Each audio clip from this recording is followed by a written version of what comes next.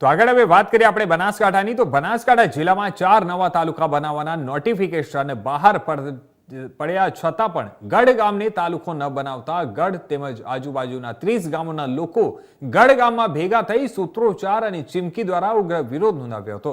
લોકોએ કહ્યું કે જો ગઢને તાલુકો ન બનાવાય તો આગામી તમામ ચૂંટણીમાં 30 ગામના લોકો બહિષ્કાર કરશે અને ઉગ્ર આંદોલન પણ કરશે। પાલનપુર તાલુકાના સૌથી મોટા ગઢ ગામને નવાબી કાળમાં તહેસીલનો દરજ્જો મળ્યો હતો।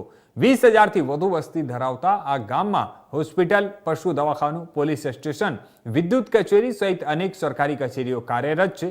આજુબાજુના 35 થી 40 ગામોના લોકો ધંધા અને વેપાર માટે રોજ ગઢ ગામ આવે છે। બેંકો અને 100 જેટલા હીરા કારખાના હોવાથી ગઢ ગામ આ વિસ્તાર માટે મહત્વનું વેપાર કેન્દ્ર બની ચૂક્યો છે।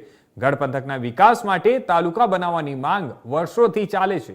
સ્થાનિકો અને આજુબાજુના ગામના લોકો વારંવાર નેતાઓને આ બાબતે યાદ અપાવતા આવ્યા છે, પરંતુ ચૂંટણી વાદાઓ સિવાય કોઈ પણ કાર્યવાહી થઈ નથી। ત્યારે ગઈકાલે બનેલા નોટિફિકેશનમાં ગઢ ગામનો સમાવેશ ન થવાને કારણે લોકોમાં રોષ ભભૂકી ઉઠ્યો છે। સ્થાનિકો દ્વારા સરકારને ચેતવણી આપવામાં આવી છે કે તેમના પ્રશ્ને આ તાત્કાલિક હલ ન કરાતા તેઓ આગામી સમયમાં અને આગામી ચૂંટણી અને વિકાસ મામલે ઉગ્ર પગલાં લેવા તૈયાર છે। હમણાં 13 તાલુકાઓ ગુજરાતની અંદર જાહેર થયા। ગઢ ગામની લગભગ 30 વર્ષથી માંગ છે કે ગઢને તાલુકો બનાવો। ગઢની આજુબાજુ લગભગ 35 ગામો આવેલા છે।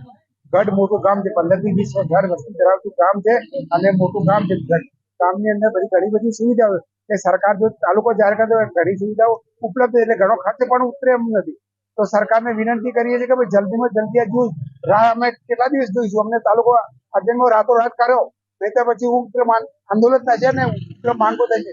લોકોની પીડાને ઉભા કરવા માટે શું કરવામાં થયો છે? ખોટા લોકોને આક્રોશ માટે આપે ફેરાવ છે। 30 વર્ષ સુધી માંગ હોય, ગઢ ખરેખર લાયક છે 30 વર્ષની, અને આજુબાજુ 35 ગામડા જોડે સરકાર કેમ શું છે? કઈ એની નેતાગીરી નબળી છે કે શું? કઈ ખબર પડતી નથી કે કોઈને રસ નથી।